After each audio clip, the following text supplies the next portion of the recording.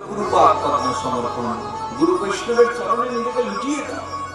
যার থেকে হরিনাম পেয়েছে, যার থেকে মন্ত্র দীক্ষা পেয়েছে, তিনি তো তার জীবনের মহা সম্পত্তি তোমাকে উগিয়ে দিয়ে দিয়েছেন।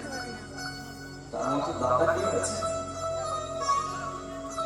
বাবার সম্পত্তিতে অধিকারী হয়েও সন্তান সম্পত্তি হারা হয়ে যায়, কাঙাল হয়ে যায়, পথের ভিখারি হয়ে যায় মহারাজ। কিন্তু গুরুদেব পরম্পরায় যে সম্পদ তার শিষ্যকে অর্পণ করে দেন, জন্ম জন্মান্তর চলে গেলেও শিষ্য সেই সম্পদের আলোকে উদ্ভাসিত হয়ে ভগবানের চরণ কমলের দাস্য প্রাপ্তি করে, আনন্দ প্রাপ্তি করে।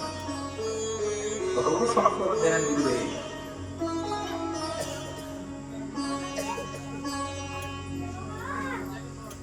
প্রতিনিয়ত স্মরণ করো, সেই গুরু বাক্যে নিষ্ঠা রাখো।